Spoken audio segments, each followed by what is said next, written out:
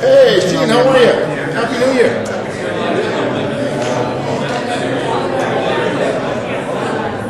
Okay, it's on. Your mic is on? Uh-huh.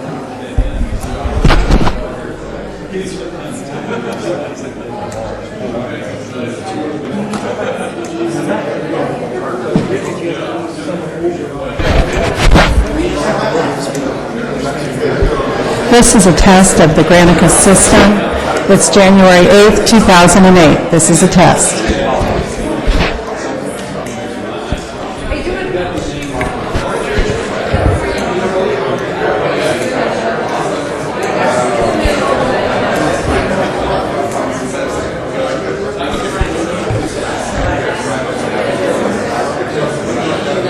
Talk to you about this business. How are you? So you I'm fine, thanks. how much do we owe here if we increase the area? Testing. 1, 2, 3. Testing.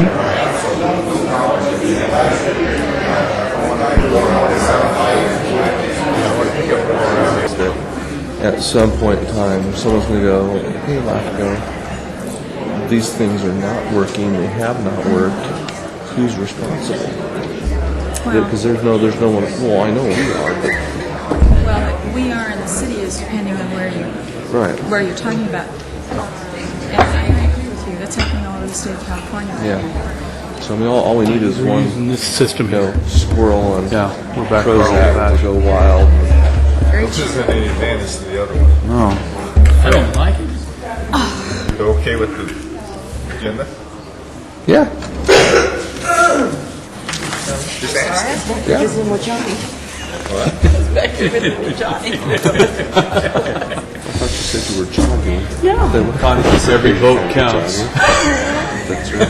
Yeah, some things are going to happen and some things aren't. Working the boardroom, you know. Yeah. Good morning. Please join me in the flag salute and a moment of silence. Salute.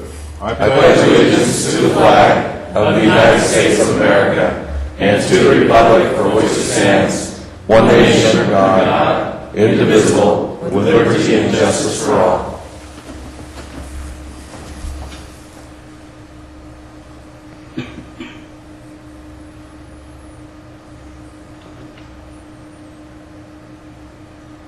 Thank you.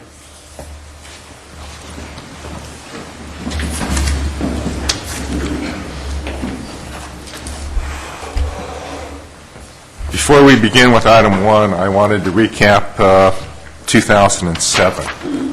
And we had a lot of notable things that happened in 2007.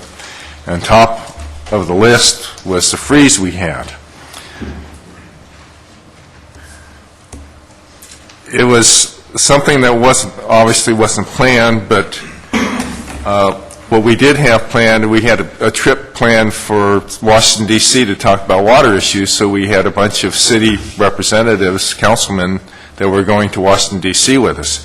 It just worked out, the timing, that we had the city council people with us to help support us in asking for freeze relief. So Supervisor Worthley and I went to Washington, D.C. on behalf of the county, and what really made our trip easier was the fact that our Tulare County Freeze Task Force had a binder pre-prepared outlining exactly what we thought we needed in the way of freeze relief. So when we could walk into the offices of the elected officials in Washington, D.C., we could leave them with a binder. And they knew what we were looking for, and they knew what we were talking about. So I really like to thank the Freeze Relief Task Force for preparing that binder and the follow-up work that they did. One of the things that came out of the freeze relief is that the state of California, the Governor Schwarzenegger's office really stepped up in a relatively short period of time and provided us with funds to start our freeze relief. And part of that was because of the California Partnership, and Supervisor Conway, who chairs that partnership, was able to help us receive $1 million in freeze relief. We also like to thank our elected representatives, Diane Feinstein, Barbara Boxer, and Devin Nunes, to help us with getting freeze relief from the federal government. In 2006, the voters of Tulare County passed Measure R. Measure R was a significant improvement to our roads. We were the only county in the state of California who approved a new sales tax just for roads. As we know, we have a little budget deficiency in the state of California, so we know that the state of California is going to dip into our road funds again. And without Measure R, our road construction would basically be reduced to almost zero. And this past year in 2007, we were able to go into communities, our unincorporated communities, and improve some of their roads. It's an ongoing process that we will be going to our unincorporated communities and improving a certain segment of their roads in each year. I especially like to thank Supervisor Cox and Deputy Director Ted Smalley from TCAG for putting together the ballot measure. And it was a very short period of time they had to work with, but they wrote a very good ballot measure, and I'd like to especially thank the voters of Tulare County who passed the measure. And I think everybody in the county has benefited from Measure R. I constantly hear and read positive things about what we've been able to accomplish with the passage of Measure R. It became very obvious to the Board of Supervisors when we were in Washington, D.C., that we needed to address our water issues in Tulare County. With the San Joaquin River settlement and now with the Delta smelt, it's very obvious that we need to have a long-range plan on our needs for water in Tulare County. Water is probably the main issue that's going to direct the future of land use in our county, and also it impacts directly our growth. So in February 2007, we reinstituted the Water Commission. We the board appointed 8 people to this commission, and they're all experts in the water field, and we are making great progress. We have a nitrate study next week that we have experts coming in to talk to us about nitrates. We're looking for grant money to help fund the studies that we need to do in Tulare County. One of the issues that I started when I was new on the board was marijuana eradication. All our members of the board lobbied in Washington, D.C. extensively for help to help pay and help man the eradication program on public lands. Last year we had a record marijuana plant count, approximately over 320,000 plants. From our lobbying in Washington, D.C., the Forest Service has decided to double their law enforcement staff throughout the state of California. So that means in the Sequoia Forest, instead of 4 allocated positions for law enforcement, we now have 8. That's the same is true in the Sierra National Forest. So I believe we were very successful in the fact that we were able to get the Forest Service to change their manpower, law enforcement manpower, on our public force. We also will probably be in line for a task force, eradication task force in Tulare County, which will involve the Department of Justice, the National Guard, the DEA, our local law enforcement, and other federal law enforcement agencies. So hopefully we'll have something to report on that in the near future. The board was also, this year, we were able to increase the salaries, the compensation to our law enforcement officers. It was a long time coming. We were finally in a financial position that we could sustain sustain the increase. We gave our law enforcement people a 24% pay increase over the next 3 years. And unfortunately this year, because of the loss of Detective Haas, I think we all understand the difficulties in the exposure our law enforcement officers have. So it's a long-deserved raise, and we're very proud that we were able to give that to them. This year we had our first Tulare County Gang Task Force big meeting. And we had it at the convention center. We had approximately 1,500 people who showed up to learn about gangs and to help us formulate a gang policy.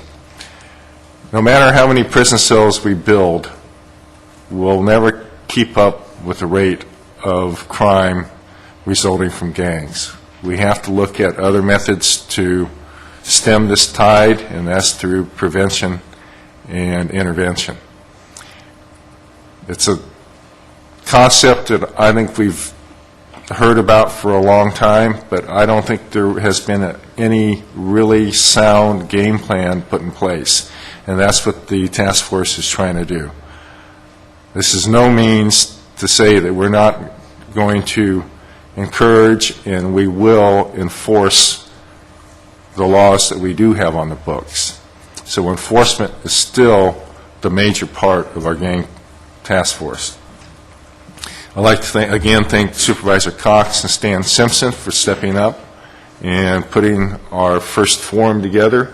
We hopefully will have some additional outreach in the community in this coming year. Fire protection. We made a major step. The board decided in 2006 that we would form our own county fire department. That fire department was in place July 1. It was almost a seamless transition. It has saved the county a substantial amount of money to where we were able to begin a program of replacing our equipment. So it's been a very successful transition at this point, and we're very proud of the men that we've hired, and I'd like to thank our CAO staff and our fire chief, Chief Sunderland. Mooney's Grove Master Plan and Museum. This is something I mentioned in the State of the County address I gave earlier this year. We were able to get a grant for $1 million to improve the irrigation system in Mooney's Grove. We've received a grant for over $1 million for a new farm workers museum. And next week, I believe, we're hearing proposals from different consulting firms on a master plan for Mooney's Grove. The portable courthouse funding. Through the efforts of the Board of Supervisors, Connie Conway and Mike Ennis, we were able to secure state funding for $3 million to begin the process to purchase property for the new courthouse in Porterville. For many years, the county has been looking at facilities and what our facility needs are for our facility needs in the future. Last year, we hired a consulting firm, Van Air, who did a study for us, and in 2007, the Board of Supervisors from that study has decided that the site for our county campus for non-subvented departments would be on our current site located here. So in the future, we'll be looking at master planning our campus on, well, this general area from the courthouse to this building and the property we own on this site. In the State of the County address, I mentioned the Secret Shopper program. And there was a lot of positive response from it, but it takes a lot of time to put one in place. We have now narrowed our selection down to 3 firms that we may contract with, or we may also do it internally. We're looking at the cost benefits of doing it privately or coming within in-house. So we should make a decision within the first quarter of this coming year. One of the main things that plagues county government, city government, and all government, and now private sector business, is the fact of us being able to recruit and retain employees. And we've made some significant steps in that regard. We decided and adopted a comprehensive intern program in August of 2007. The policies are now in place. We also have new policies for mentoring, to where we can offer additional pay to retired employees or current employees to mentor new employees. We also had our summer work program, which was very successful, and we've also have recruited new hires for permanent positions in county employment. The last thing I have on my list is impact fees. Everybody, I know the press is looking at our impact fee process. We have engaged the cities, and we're having ongoing meetings about impact fees and how we derive those fees and what those fees will be spent for. There was an editorial in today's newspaper about what the budget crisis means to us, the state budget crisis means to Tulare County. In that article, it stated about sales tax. It is recognized now that sales tax basically runs local government. And Tulare County has very little sales tax, so we're very reliant upon the state government for our funding. And that's one of the reasons we're looking at impact fees. And we're looking at impact fees for new construction. We do believe that growth should pay its own way. So with that, that's a short synopsis of what I believe the main points that happened in Tulare County during 2007. And I'd like to thank you. It's been a pleasure serving as chairman, and I'm very pleased to be able to pass the gavel today. Supervisor Worthley. Mr. Chairman, before we move on to the next item of reorganization, I just wanted to offer my personal thanks for your leadership this year. This has not been an easy year, and it won't be an easier year next year, given that little hole you talked about at Sacramento. But you have done an exceptional job, in my estimation, of leading our board this year, taking leadership positions, I think especially the Water Commission, you spearheaded that effort. And I just want to personally thank you for all that you've done for us and for Tulare County, and done an exceptional job. Thank you.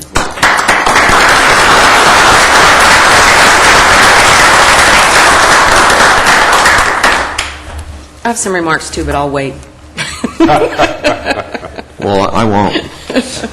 If I may. You know, I agree with Supervisor Worthley. As we look back over last year, I think the only car I saw in the parking lot more than our CAO's was yours. And so I want to thank you for your dedication and long hours and service that you put in to this important responsibility. I also want to personally thank you. At the very beginning of the year, right before you were made chair, you called me in your office and said, "Cox, I want you to go do something about gangs." And it's because of your leadership and your insight, I think, that we've made some inroads and some progress in the area of gang suppression, intervention, and prevention. So I want to thank you for having given me the opportunity to work with our other local elected officials, public safety people throughout the community to work on the gang issue. I think your vision of seeing something happen is happening. So job well done. I'd also like to say a few words to thank Alan for his help. It was my first year on the board, and all the board members for helping me and making me feel at home. And when I had a question, didn't look at me like I was an idiot. And so we had the same questions. So anyway, I just wanted to thank Alan and thank the whole board too for their help in kind of mentoring me through this first year and helping me on this steep climb that I've been on. So, but I really appreciate you, Alan, and all you've done for me this year, and the rest of you too. Thank you. Wait till you see the committee assignments I have for you. Mr. Chairman, if the next order of business is item number 1, it would be my privilege to nominate Connie Conway as the chair and Phil Cox as the vice chair for the coming year, 2008. Second. We have a motion and a second. Please cast your vote. Motion carries unanimously. I'm very happy. And you don't even have to leave your seat at the dais That's except right. for 1 minute if They you... talk about the center chair. We don't have a center chair at the county. It's the chair of your choosing. I think I'd like to do this officially down there, if you would join me, please.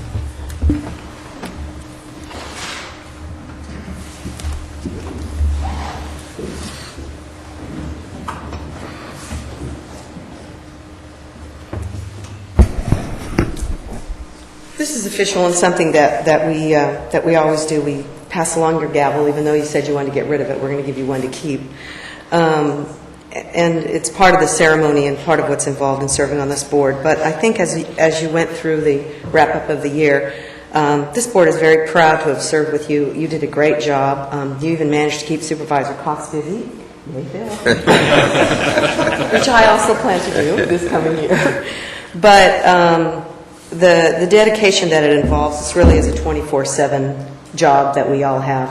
And as chairman, I think you really took it even further than that. What did you go to Washington, D.C. 5 times in a 6 months? Yeah, I mean, you were on the red eye many a time working hard for the county and still being here and taking care of business. So it's with much appreciation for all that you've done for the county in the past year. Not that you get to stop. You have to continue that, but it's my honor to present you on behalf of the board the gavel recognizing your year of leadership in 2007 as chairman of the Board of Supervisors. Well, thank you very much.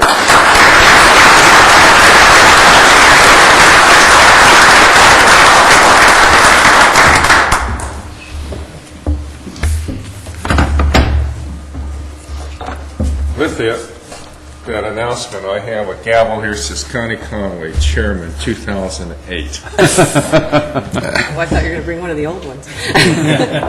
Thank you. Thank you very much. And like the good chairman that I hope to be, my first order of business is we're going to have a little break. We're going to take a reception. Isn't that a good way to start your chairmanship? All right, we're going to adjourn for what, 10, 15 minutes or so, and you're all welcome. I hope you'll stay and join us, and I believe there's some reception, some Food, refreshment. stuff. Gosh, I'm tongue-tied already. All right, we're going to adjourn. There we go. I interrupted. Yes. No, that's because I hadn't looked at it. Well, you guys were all taken off on February 5th. If just those two were going, if the three of us were here, I would have had a meeting. So now we have to have one on the 12th, because we're not going to have one on the 5th or the 19th. All right, that'll work. We used to do that. We just had them later, start at 10 Yes, o'clock or it's something. going to be at 1 in the 1 in the afternoon. afternoon. That works. You got my page, I see, Supervisor Ennis? Pardon? You didn't hear me paging you on the intercom? Yes, I did. I was trying to do an impersonation of you. No. All right. And I fear that. I actually fear that.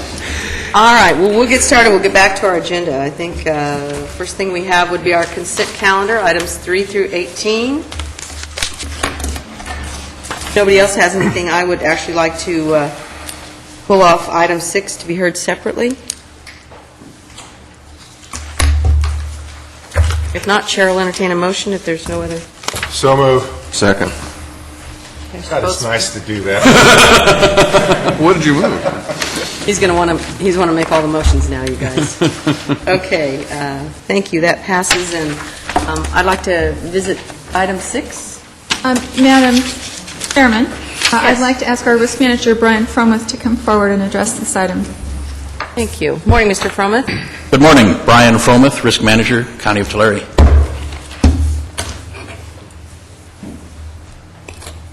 I'm ready. I'm awaiting your questions. Oh, you just want questions. I didn't know if you were going to do a presentation or what. Actually, I think my questions, or maybe we maybe we look at it as an opportunity. Mentioned in this item is that we're going to be doing in-house, and I could appreciate that. It mentioned some savings. I just wondered if that was hard savings, if we'll have to have staff to replace this that we're putting out, or are we staffed up fully? Just kind of a report on how we're doing and why we're doing it, if you will, sir. Okay, thank you. We are presently, under the current scenario, sending claims to AIMS, Acclimation Insurance Management Services, for clerical handling of government tort claims.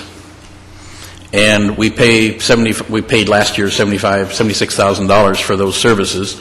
Essentially, they perform clerical functions of mailing out properly formed claim rejections, and they do that at the direction of risk management staff, the guidance of county council. We've been shadowing and overseeing that work for over a year now, closely, and we can do that work in-house with no additional costs, no additional staff. So we anticipate a hard savings of $75,000 and probably an enhancement in communications by taking one extra mouth out of that food chain. Ms. Lang, you're leaning in. I just wanted to say, Madam Chairman, that risk management staff brought this forward to my attention as part of the county strategic management system and the request that we look for organizational performance improvements. So they are looking for, Supervisor Maples isn't here, looking for dollars in every corner. And as it turned out, it looks like we can save a pretty substantial amount of money. Great. Any other questions from board members? If not, then Supervisor Yoshida, Chair would entertain a motion. Oh, excuse me. I move approval item 6. Second. Thank you very much. Thank you, Mr. President. Motion carries unanimously. Thank you. It's been a couple of years. Thank you very much for helping me out there. Okay, we'll move to our untimed items, item number 19, which is, request from Resource Management Agency.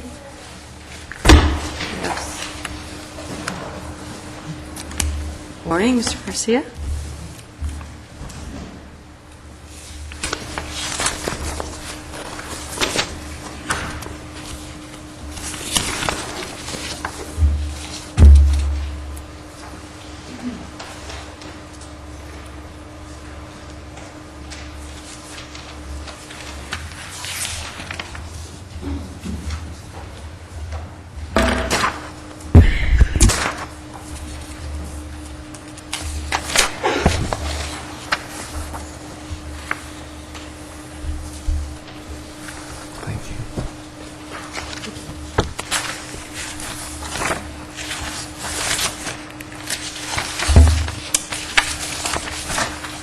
Good morning, Chairman Conway and board members. My name is Dan Garcia, and I'm planner with the Resource Management Agency, and I'm here on behalf of the countywide planning department today. And the item before you is for a general plan initiation to, which is GPI 07001, is an initiation for an update to the Traver Community Plan. Before I move forward with my presentation, I want to point to the item that has just been passed out to you. That is essentially a revised resolution, and I'll provide some further discussion on that revision upon my request. GPI 07001, which is an update to the Traver Community Plan, the existing Traver Community Plan, is an application filed by Mr. Robert Jackson of the community of Traver for a general plan amendment consisting of an urban boundary expansion and update to the Traver Community Plan. The proposed planning set area boundary would add approximately 328 acres to the existing Traver UDB. In the next few photos, I've provided you with some land use maps as well as some aerial photos. And the significance of this particular aerial photo is to point out to you the existing UDB, or urban development boundary. That urban development boundary is outlined in blue. That's the existing UDB, and the applicant has requested an expansion to that UDB so that it encompasses the area outlined in what is kind of a black-pink color. For some reason, the overlay is a little strange.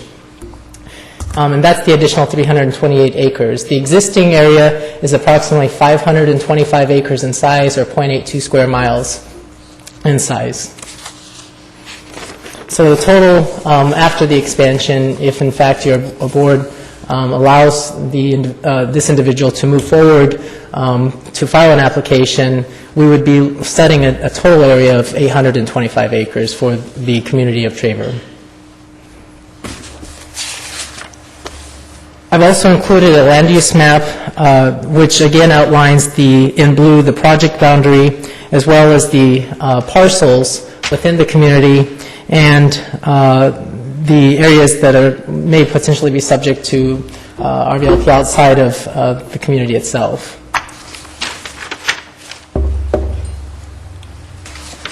I also want to point to the existing zoning within the community. Those zones consist of the RA zone, which is rural residential, the R2 zone, the two-family residential zone, R1, single-family residential, M1, light manufacturing, C3, service commercial, as well as C2, which covers the general commercial and site review combining zone as well, and AE40, which is extensive agriculture. Mr. Chair, while we're on this map, can I ask a question? Yes. Can you point out with the cursor where the RA, the R1, the residential lands are at, besides where all the housing is built? Is there any additional housing designated land in there? I mean, it's hard to tell on this non-colored map that I've got here. Actually, there is some, if you look to, let's see, try to, I believe there is some to what would be the western portion of the community. In this kind of, it's reserved, I believe, which is on the other side of the highway, I believe. If you look, I'm trying to magnify it here so we can see it better. I'm just using the cursor. I mean, Oh, I'm sorry. Okay, this area here, north. I believe. So the is yellow area on that is potentially the residential expansion area? Yeah, that's also C2. So there is some existing capacity, so to say. Thank you. Absolute worst place in the world for housing, but go ahead. I couldn't tell on this one here I've got. I have a question. When you do this new community plan, as mentioned by Supervisor Worthley and I think Supervisor Cox, are you going to revamp some of the land use designations because where the residential is now may not be the best place to have it? Right. This amendment would include an update to the Traver Community Plan, so we would be looking at the Traver Community Plan as a whole and taking a look at all the existing land uses and potential proposed land uses as well. The community would be considered as a whole, and it would go through its own public process and, of course, judged on its own merits. And also, I want to also just point out briefly here the Williamson Act map, which provides you with areas that are within farmland areas and under Williamson Act contract currently. Of course, those issues would need to be addressed as well during the update or amendment process. Before you go off that, Madam Chair, may I ask a question? Certainly. I'm curious because if you look at the southern portion, I know where the mill is, south, the very southern little, go there, right in there. The mill is now down there. That's a feed mill. They have recently put in a large railroad track, a circular railroad track, so they can accommodate the number of cars that are needed. And it would appear that that's right in the Williamson Act contract. Do we know Has there been any change there as far as, did they buy out the Williams Mac contract, or does anyone know about that? I'm not aware of... We're just looking around back there in the back. Had to come to council, huh? I don't know. I mean, it's been done, but I don't... There's a cancellation fee that has to be paid. It's paid to the Department of Conservation, not to the county. Yes. And it can be paid by any party. Yeah, I guess I'm just curious about that, and anyway, it strikes me that perhaps when we look at this expansion, I'm kind of surprised that that's not included within the area, because I believe it extends, it's pretty large. I mean, it accommodates a lot of cars, so. Yeah. Anyway. And of course, this is just the study area, and I want to, make sure and clarify that during the only request before you would be just to allow the applicant to move forward to actually file a general plan amendment application. And all these issues and concerns that you have will certainly have to be addressed during the process. So the opportunity perhaps to expand the boundaries might come out of that study. Exactly. I mean, there may be, or to even adjust the boundaries that we see that are proposed before you. I mean, these are just boundaries proposed by the applicant thus far. Very good. Thanks. And also, I want to point to some of the key issues that will have to be addressed during the general plan amendments process, and community plan update would be particularly the water system improvements, including the protection and enhancement of existing water supply. Currently, the Traver Water Company is responsible for the services in the community of Traver.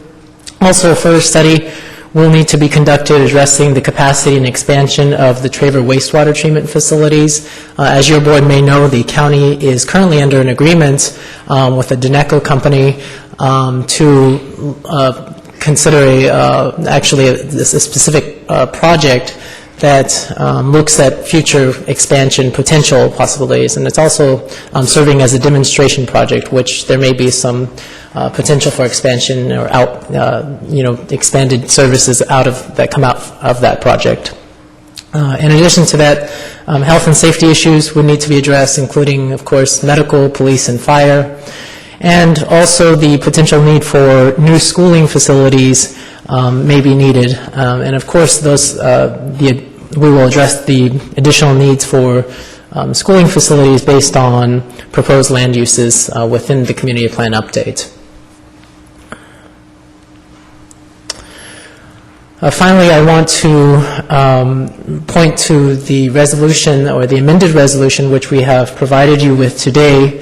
RMA staff is basically requesting that your board add Condition 8 to the provided resolution. Condition 8 basically adds that a fiscal impact analysis would be prepared to demonstrate that the project will have a fiscally neutral or positive impact on the county and special districts impacted by the project. So really that would be the last condition on the third page of that resolution, and it's simply a condition to allow staff to request that the applicant or require that the applicant provide a fiscal impact analysis for the county. And finally, I want to move forward to our request. Our formal request is that your board allow Mr. Robert Jackson to file an application with the addition of Condition 8 for a general plan amendment consisting of an urban boundary expansion and update to the Traver Community Plan. More questions for Mr. Garcia? One quick one. I've driven around Traver, and it seems to me, you correct me if I'm wrong, that the area to the east, the majority of that is in tree crops, is it not? I believe that's correct, yeah.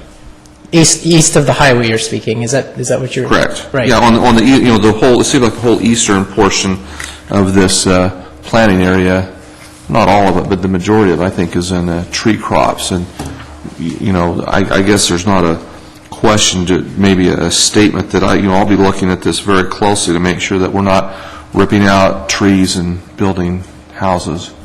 The area that you're speaking of, I believe, is this area here, Supervisor Cox? Is this the area you're speaking of here? Yeah. It seems like the northern part, right up against the town, it seems like the trees go right up into the residential areas. Yeah, right there where your cursor, seems like that's all trees out in there. Yeah. Like Visalia. Yeah. We do. Beat me to it. Yeah, to respond to your question, we do know that, of course, that this Burn drains. particular piece of land or the parcels owned by this particular landowner are in agriculture, within the Williamson Act contract, so they are being used for agricultural purposes at this point in time. But of course, that all of those factors would be considered in the development suitability analysis, of course, according to general plan guidelines and whatnot. Okay. Anything else? Madam Chairman, if there's no further comments, this is not for public hearings, I recall. This is just for us. Correct. That's correct. I don't know if the applicants or his representatives here, if they wanted to. There is an applicant representative here. I'm not sure whether that individual has any comments at this time. Well, I resisted the urge to make one comment on the former chairman's statement about last year, because when I was chairman year before that, the get her done policy was getting the general plan done, and that year went by, and Alan's year went by, and this year, I'm sure we're going to get the general plan. Is this the unfinished business The year? unfinished business, yeah. But one of the things is, we all recall in that process is that we're looking at opportunities throughout Tulare County, and especially in the unincorporated communities, particularly along the 99 corridor. I believe this is a very timely act to be taken. We're not in a housing crunch situation now. We know everything is slowed down, and this gives us time to do this type of work very systematically and correctly before the need is probably there to do it.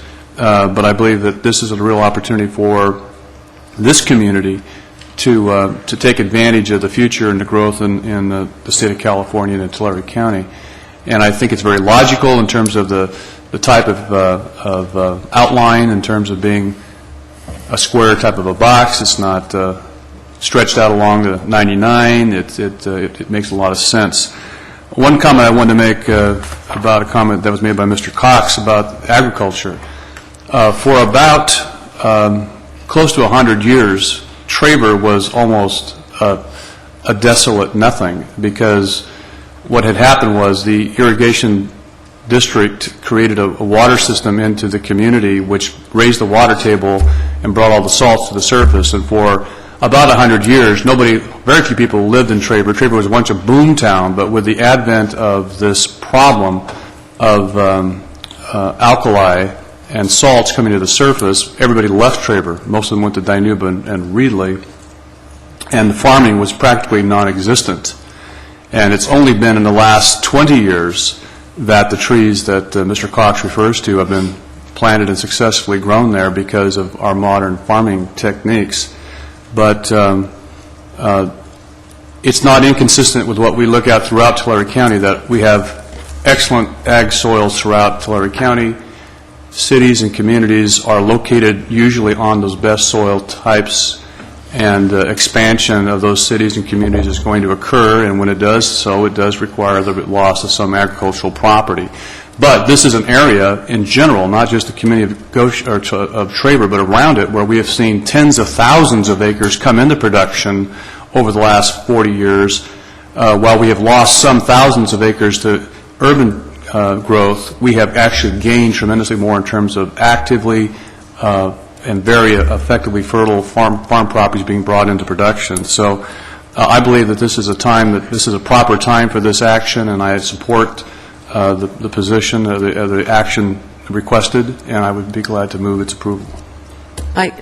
Before we do that, I just would like to comment that, as we get to the end of the general plan, hopefully, that still does not provide upgrades for the community plans, and I know that for District 2, in my district, there are communities like Traver that are what I consider the Highway 99 communities, and it's an expensive process, and I think that through this public-private collaborative is really the only way that we're going to find some relief for these smaller communities. Obviously, the communities are unincorporated. They cannot step up and do their own EIR. We either don't have the funding or the staff available to make that happen. The general plan, to my knowledge, is not going to specifically address these smaller community plans. So this, to me, is just a foreshadow of the best practice, if you will, and the only way that we're going to be able to make some progress in some of those smaller communities that would be grateful for the help. So with that, was there someone, a representative that wanted to speak, or? Don't have to, just if you want to. Okay, I waited long enough and forced her to come up.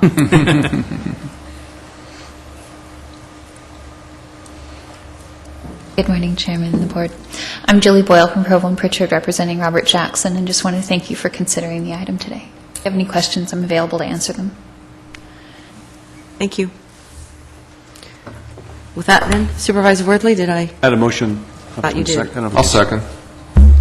Motion and a second. Cast your votes, please. Okay, motion passes unanimously. Thank you.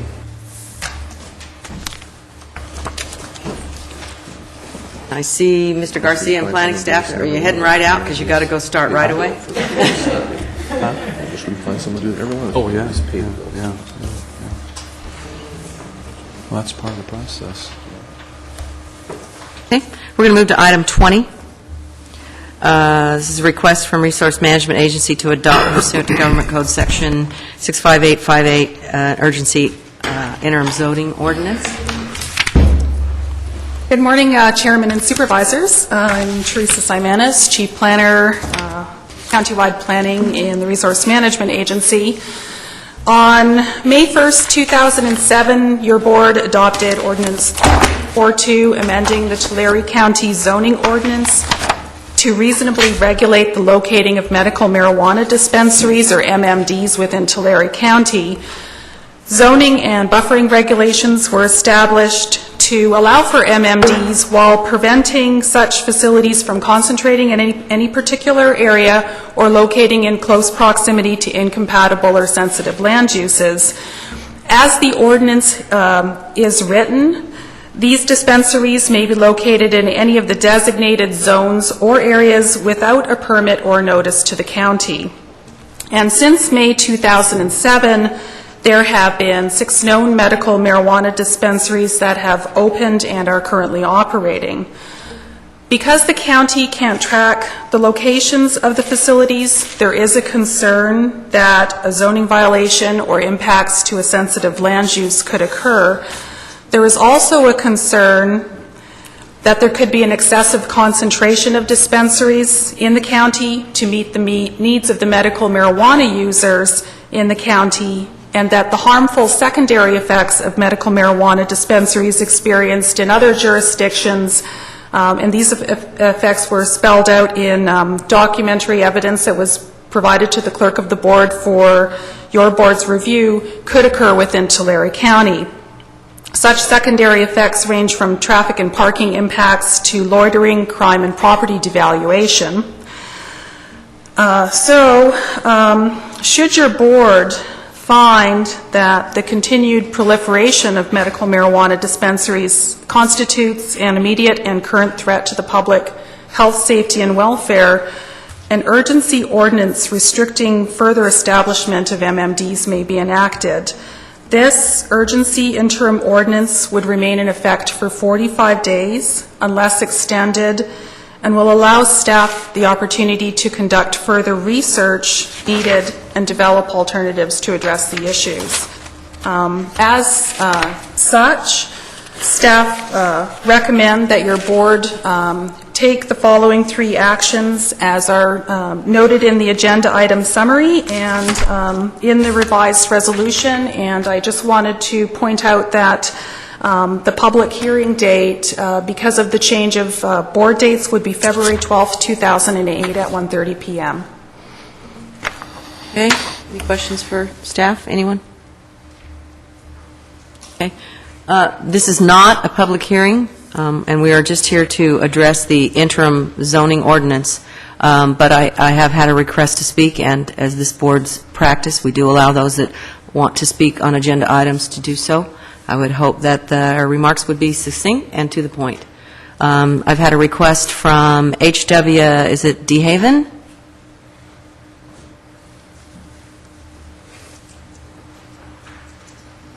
Thank you, sir. We just need you to give us your name and your address for the record. My name is H.W. DeHaven. I live at 7059 Wills Avenue in Goshen. I am also a representative this morning of the Goshen Planning Committee, and we were made aware of the application or the intent back in October, and I wrote this letter at that time and sent a copy to Supervisor Worthley, and I copied that to share with you as the board today. This particular location is west of Highway 99 in the area right there where Betty Drive crosses, and there's a Subway sandwich shop and the Arco gas station, and that little area there is the area there that they intend to open this facility. Well, this is a letter. I speak not only as a representative of the Goshen Planning Committee this morning, but also as a 29-year resident of Goshen and very familiar with the problems of narcotics and gangs in Goshen. I wrote this, as I said, specifically originally to Supervisor Woodley, so I addressed it to him as sir, but I addressed this morning to you as a board and to Chairman Conway. And he said, at our October 16, 2007 meeting of the Goshen Planning Committee, we were informed of a medical marijuana facility's intent to request a permit to open an office in Goshen. The primary goal of the Goshen Planning Committee is to create a community where all people are safe, healthy, empowered, and actively participating in a drug and crime-free, happy neighborhood. It is the belief of the Goshen Planning Committee that a business of this nature would be a detriment to our goal and purpose. The proposed location is not suitable for such a facility for a variety of reasons. It is an unsafe location for the clientele it would serve. The proposed building would not provide a secure environment for storage or display of the product of this type of business. It would be a burden on an already burdened law enforcement to monitor its activities. It would be in a community already struggling to eradicate gangs and drugs. It is within 1,000 feet of a school. It is within 1,000 feet of a church, and it is within 1,000 feet of a mobile home park. It would be between two restaurants, and it would be a detriment to other businesses in this same area, and it would deter new business growth in the immediate area. The Goshen Planning Committee is aware of both the need and the legal issues that are involved with this type of business and feel that neither would be well served by the establishment of a business of this type in this location. The Goshen Planning Committee requests that the Tulare County Board of Supervisors deny a use permit for this business. To our knowledge, there has been no notification for a public hearing or any other announcement of this proposed business venture. This gives question to what are or is there a county ordinance governing this type of business, and why has there been no public notification? We thank you for your consideration of this matter, and it is signed by all the members, current members of the Goshen Planning Committee. Thank you for your time. Thank you. Thank you, Mr. Mr. consideration. Dean. Thank you for being here. Sir?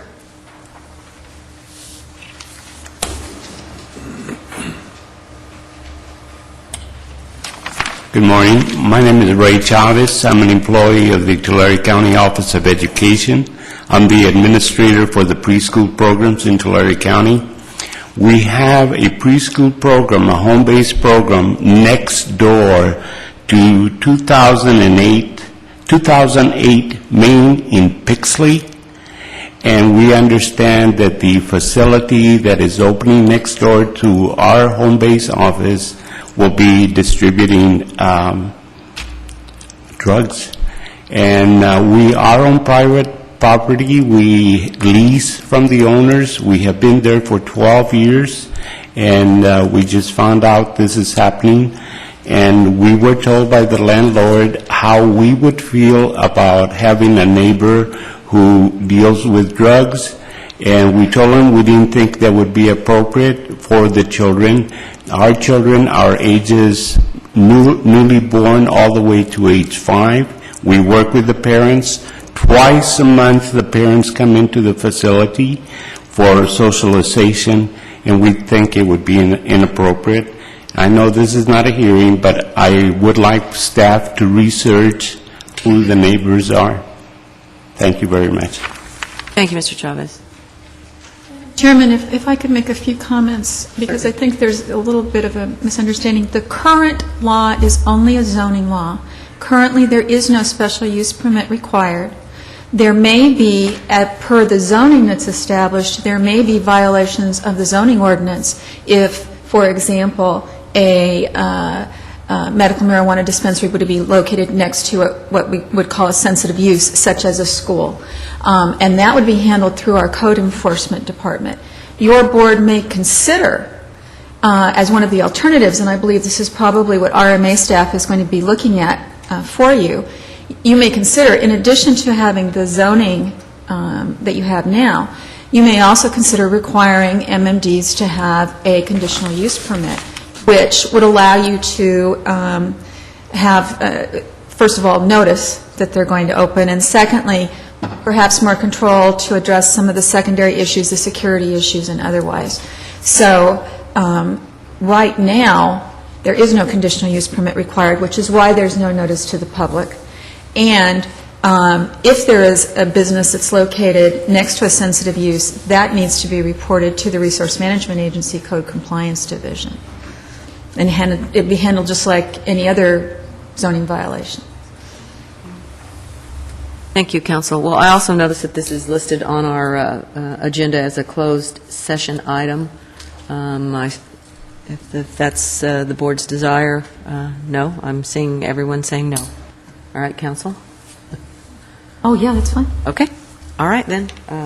Chair would entertain a motion, and what is the wish of the board?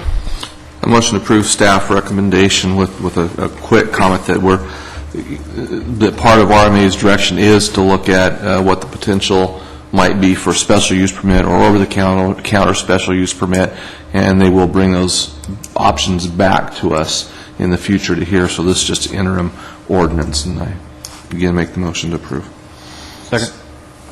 Okay, motion second. Cast your votes, please. Okay, passes unanimously.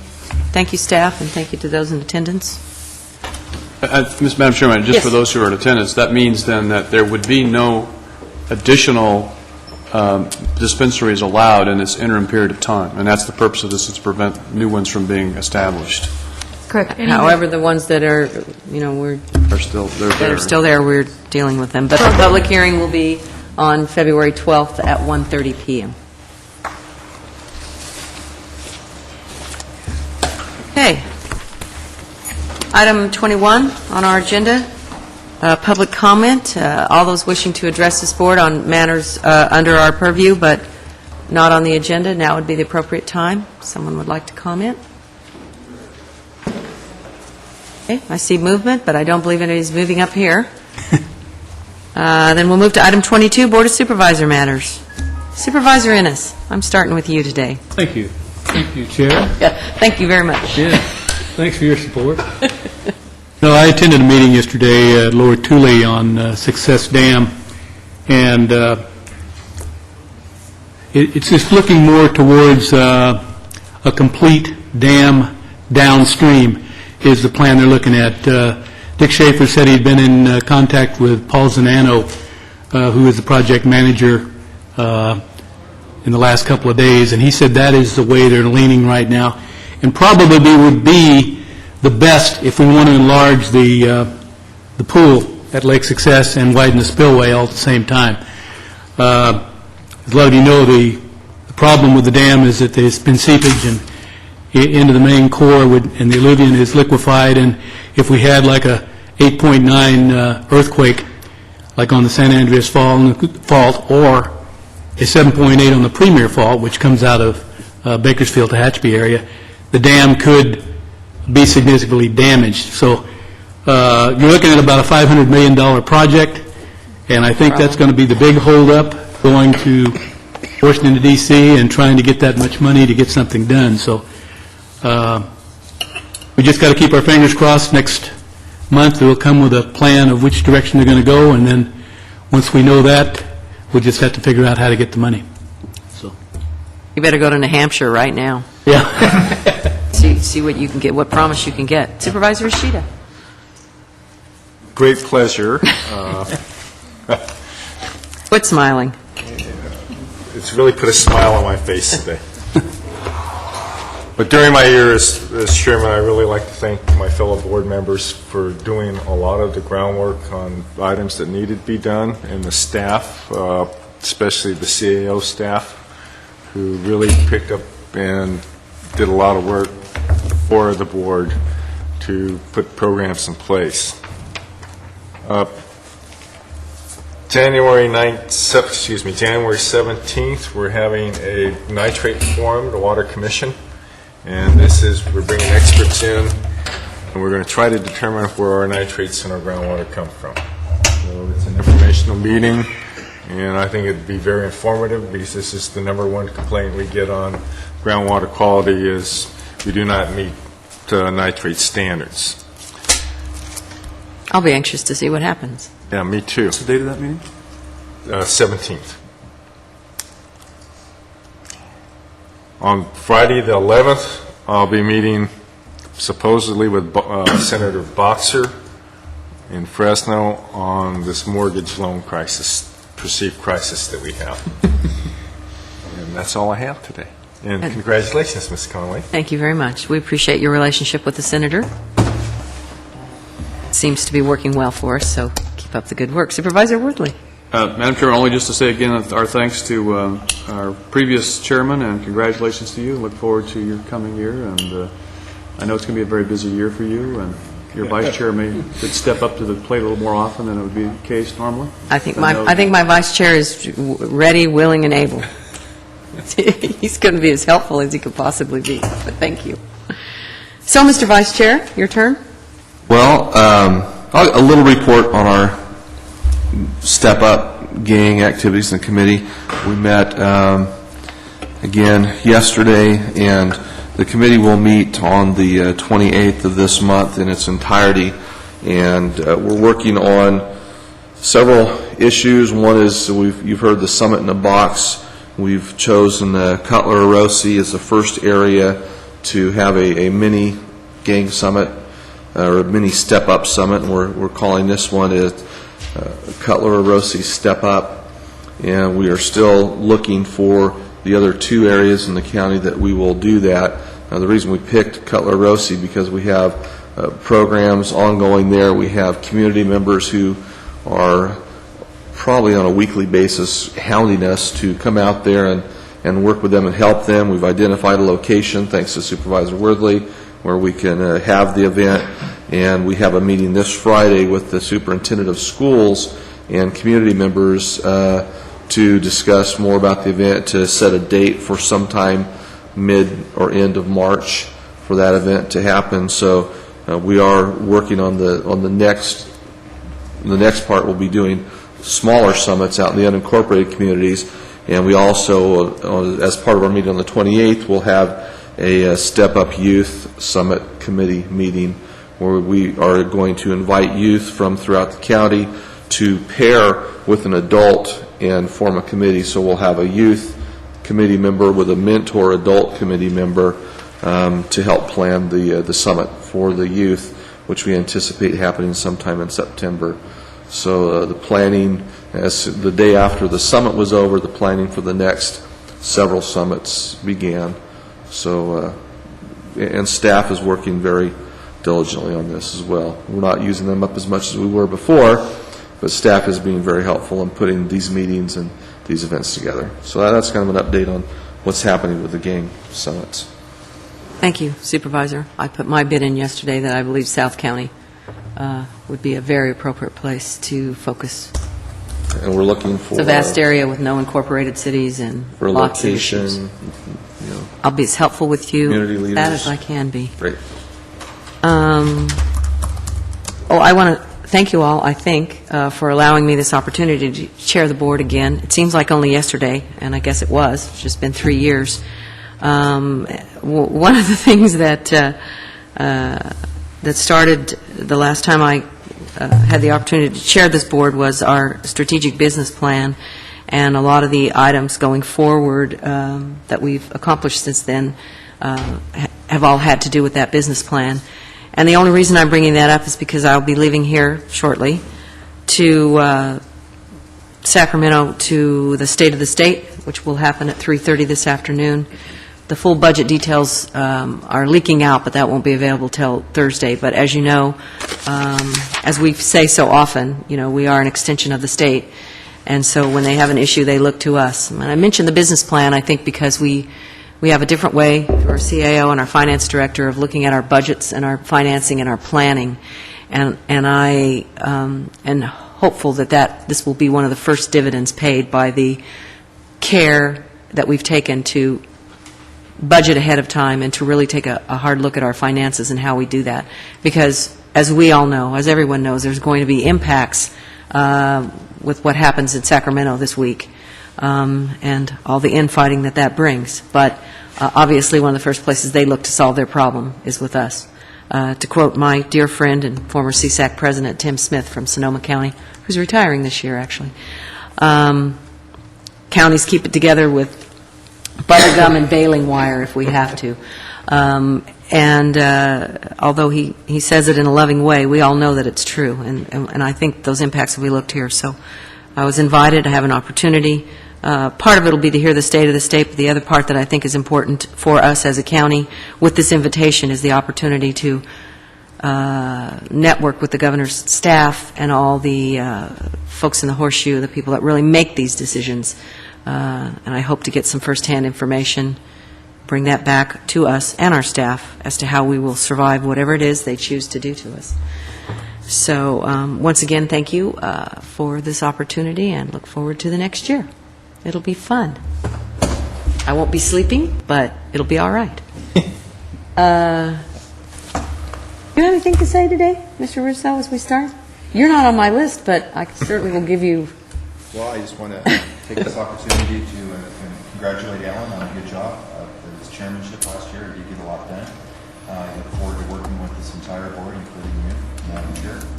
And I am also somewhat apprehensive about what the state's going to do with us. But as soon as we find out, get to work and figure out how we can I just want to congratulate Alan for a good job doing the chair last year, and look forward to working with you this year. Thank you, Mr. Russo. Or Inspector Russo, as I used to call you. I haven't called you Inspector Russo now for a really long time. Madam Chair, had to get that out. I don't think he's learned yet that it's a good thing not to be on that list. Are you speaking from personal experience, Supervisor Cox? Yes, I am. Have you been on my list before? Yes, I think I'm at the top of your list. On The good list. It's the good list, Supervisor Cox.